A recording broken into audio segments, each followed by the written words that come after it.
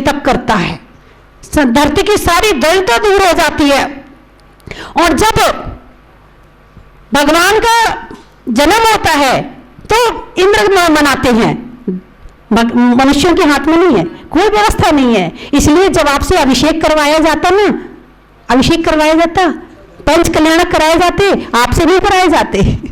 आप में पहले स्वधर्मेंद्र की स्थापना करी जाती है ताकि आपके अंदर कुछ भाव पैदा हो, कुछ भक्ति बढ़े आपकी। इस कारण से इंद्र की व्यवस्था रखी गई है, क्योंकि सारा पंच कल्याणक देवता करते हैं। इसीलिए का भक्तामर प्रणत मौनि मणि प्रभानाम, इसलिए ये भक्तामर शब्द आया है। शायद आपने इसको कभी समझा नहीं होगा। तो फिर स्वर्ग से आकर कुबेर समोषण की रचना करता है, और जैसे ही भगवान को केवल ज्ञान की प्राप्ति होती है, वैसे ही भगवान धरती से 500 धनुष ऊपर उड़ जाते हैं। इतने हल्के हो जाते हैं, अब वो धरती पर नहीं है। जैसे गैस का गुब्बारा है, उसे आप धरती पर रखना चाहोगे नहीं रहेगा, इतना हल्का है, ऊपर की तरफ जाएगा। जितना भारी होगा उतना नीचे की तरफ जाएगा। कर्मों से भारी होगा नीचे की तरफ जाएगा। और ज्यादा कर्म इकट्ठे किए त्रियंच बन जाएगा, और ज्यादा इकट्ठे किए नारकी बन के और नीचे चला जाएगा। लेकिन जैसे हल्का होगा वैसे ऊपर उठ जाएगा। 4 घातिया कर्मों का नाश कर दिया भगवान, हल्के हो गए कर्मों से, 500 धनों से ऊपर उठ गए, बाजी बजने लगे आकाश में।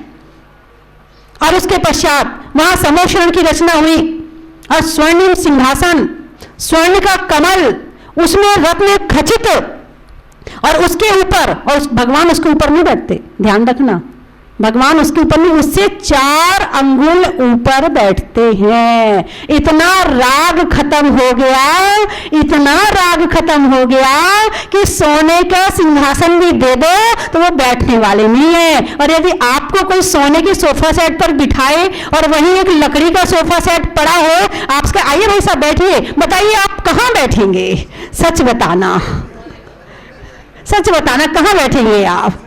सोने में ऐसा खींचता है ये सोना, अंदर से आत्मा से खींचता है। कहीं पड़ा भी मिल जाए तो अरे आज तो बड़ा भाग्य है, सोना मिल गया। और उस सोने को भगवान दूर हट रहे, सोने से नहीं बैठ रहे, इसके ऊपर 4 अंगुल ऊपर बैठते हैं। और उसी जिस भगवान को, जिस सोने को भगवान ने छोड़ दिया है, हमारे वो भक्त, उन भगवान के भक्त, सोना ला भाई, जहां से भी आ जाए ला, है ला ला।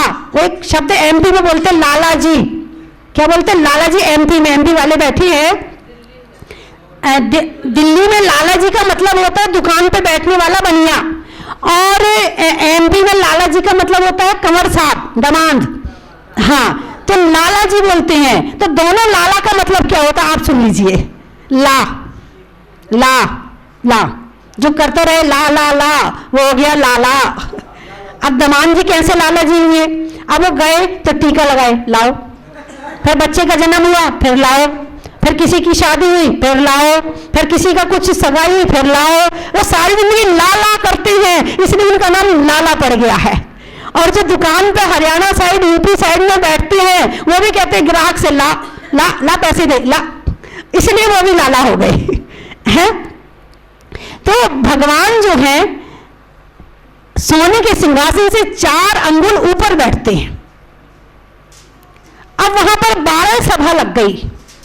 अब अतिशय देवकृत अतिशय शुरू हो गई।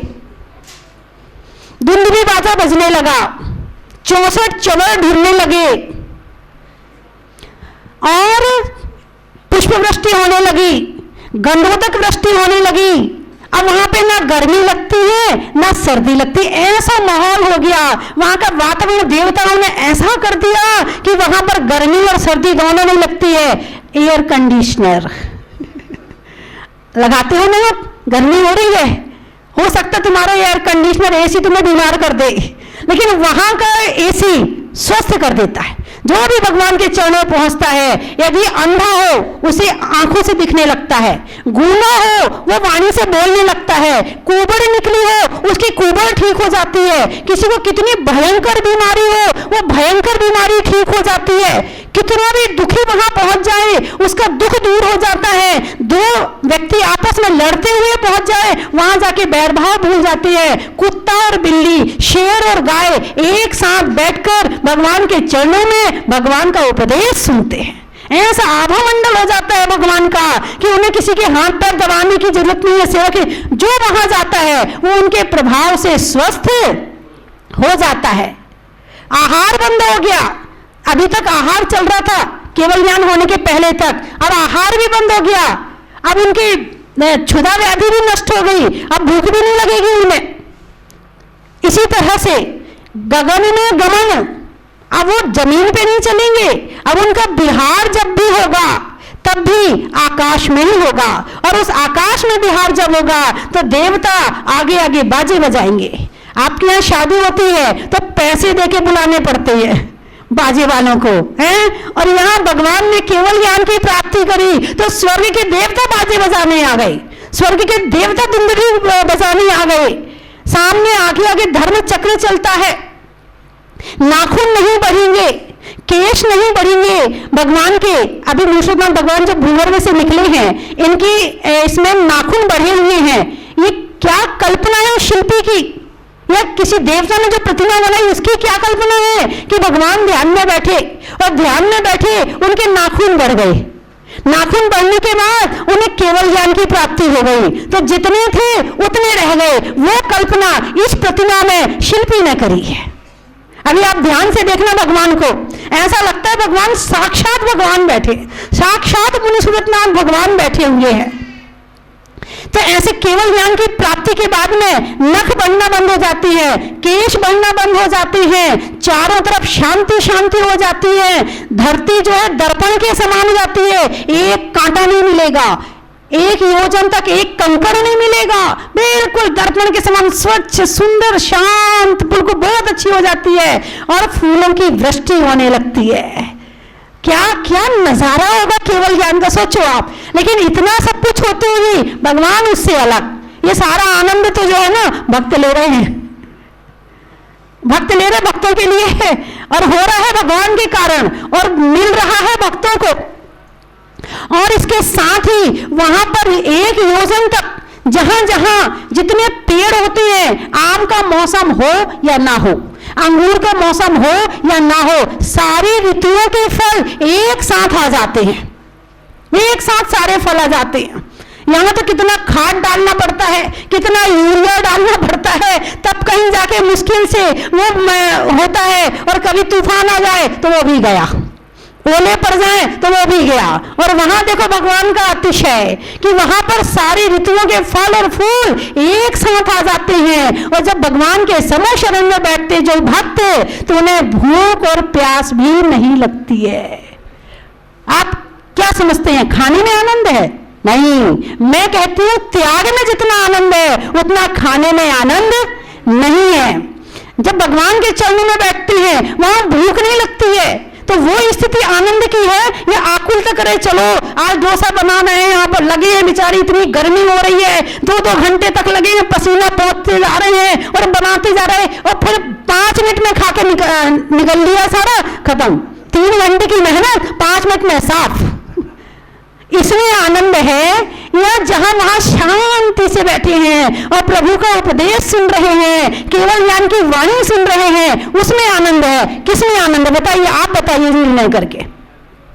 जिसने उपवास किया होगा, जो व्रत करते होंगे, वो बता सकते हैं कि जितना खाने में आनंद है उससे कहीं ज्यादा उपवास में भी मन शांत रहता है। पेट में जाते आपने जो करते उपवास वो प्रैक्टिकल करना। जिस दिन उपवास रहता है मन इतना शांत रहता है, इतना शांत रहता है, प्रैक्टिकल करना, महसूस करना। आप करते तो आपने महसूस नहीं किया होगा, आप महसूस करके देखना कि जिस दिन खाते नहीं है उस दिन मन बड़ा शांत रहता है। और जैसे ही पेट में अनाज पहुंचा, जैसे ही पेट में वो मटर पहुंचा, मटर गश्ती शुरू हो जाती है, दुनिया भर के उल्टे सीधे विचार शुरू हो जाते हैं, जितने भाव पूजा पाठ भक्ति के बन रहे थे सारे खत्म हो जाते हैं। आप खुद प्रैक्टिकल करके देखना, आपको महसूस हो जाएगा। तो भगवान का इतना अतिशय कि उनके चरणों में जाते ही सारी तरह की व्याधि, भूख, प्यास, बीमारी सब खत्म हो जाती है। आप इन भगवान के चरणों में भी भक्ति से आइए, और इन्हें साक्षात भगवान मानिए, कैसे नहीं ठीक होते हैं? हमारी श्रद्धा में कमी है, अभी भी भगवान में कमी नहीं है। अभी भी यहाँ बहुत सारे देवता हैं जो भगवान का अतिशय कर रही है। आज जहाजपुर में बहुत सारे इस तरह के भक्त आते हैं जो ये बताते हैं, माता जी हमारा ये ठीक हो गया, माता जी हमारी बीमारी ठीक हो गई, माता जी हमारे यहाँ ये उसकी नौकरी नहीं लग रही थी, नौकरी लग गई, माता जी। इतने भक्त आते हैं यहाँ पर, और कोई ना कोई कुछ ना कोई रोज कोई ना कोई कह के जाता है। क्योंकि यहाँ आज भी यहाँ, क्योंकि अतिशय भगवान तो आत्मा के ध्यान में लीन है। समय शरण में जो अतिशय होता है वो भी देवता करते हैं, और यहाँ जो अतिशय हो रहा है वो भी देवता करते हैं। तो आप आइए तो सही भक्ति से। हमारी भक्ति तो पीछे पीछे हटती है, रहने दो रहने दो। अब हमारी भक्ति जब पूरी नहीं होगी तो हमारा काम कहां से पूरा होगा? अभी 8वीं से एक महिला 7, 8 सप्ताह 11 सप्ताह से लगातार आई, लगातार अपने साथ कभी किसी को लाती, कभी बच्चों को लाती, कभी पति को लाती, कभी सास को, कभी, लेकिन वो उसका नियम था कि मुझे इतने सप्ताह पूरे करने हैं, और वो आई। यदि शक्ति हो तो 200 किलोमीटर भी दूर नहीं है, और भक्ति ना हो तो पड़ोस में रहकर भी हम दूर हैं। श्रद्धा में अगर जान है, श्रद्धा में अगर जान हो तो भगवान तुमसे दूर नहीं।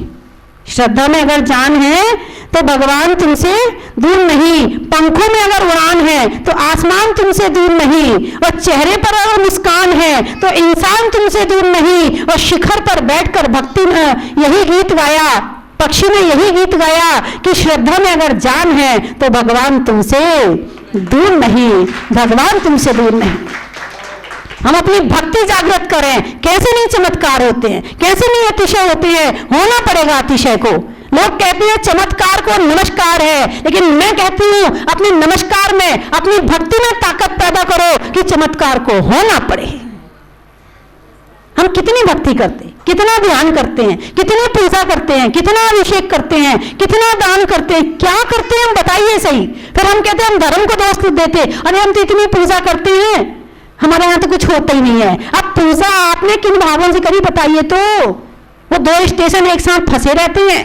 रेडियो में 2 स्टेशन एक साथ चलते तो कैसी आवाज आती है? जरा सी न्यूज की आवाज आएगी, गड़ड़ गड़ड़ गड़ड़, फिर दूसरी गाने की आवाज आएगी, फिर गड़ड़ गड़ड़ गड़ड़। ऐसे आप जब पूजा करते हैं, माला फेरते तो 2 स्टेशन चलते, कहाँ आपने भक्ति करी बताइए मुझे?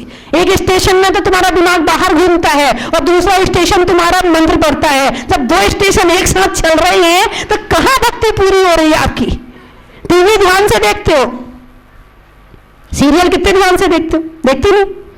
अब वो सीरियल में जो तुम्हारी पसंद की हीरोइन है वो रोएगी तो तुम रोते हो, वो हंसेगी तो तुम हंसते हो, कितने ध्यान से देखते हो हैं? और यदि उस हीरोइन को कष्ट होगा तो तुम्हें कष्ट होता है।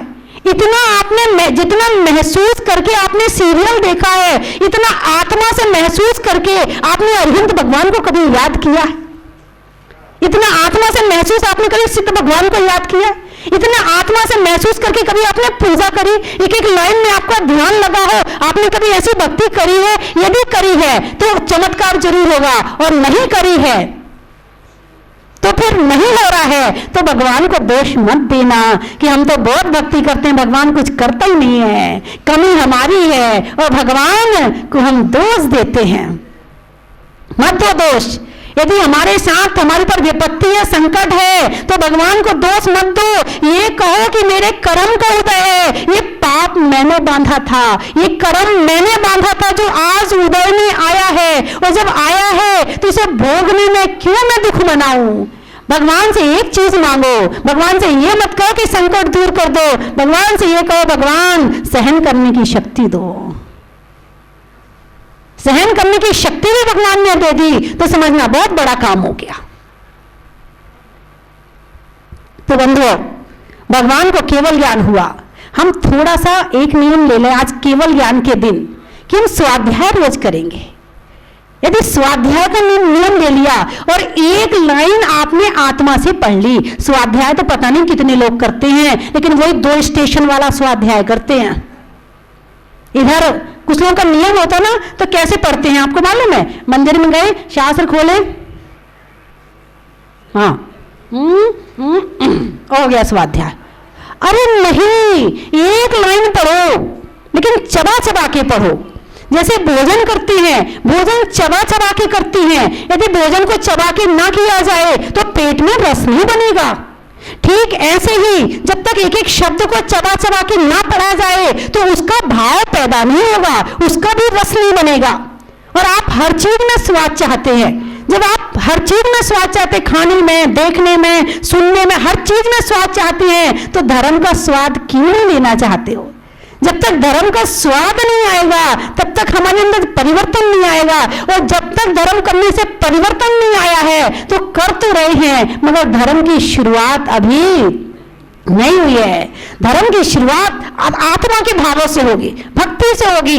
वही एक का काम बन जाता है, वही एक का काम नहीं बनता है। उसमें कारण भगवान नहीं है, भगवान हमारे कर्म है। एक क्लास में विद्यार्थी बैठते हैं, 60 विद्यार्थी पढ़ते हैं, टीचर एक है, पढ़ाने वाला एक है। उसी के पढ़ाने से एक बच्चा 90% लेकर आता है, एक 80 लेकर आता है, एक फेल हो जाता है। बताओ टीचर ने कुछ किया क्या? नहीं किया।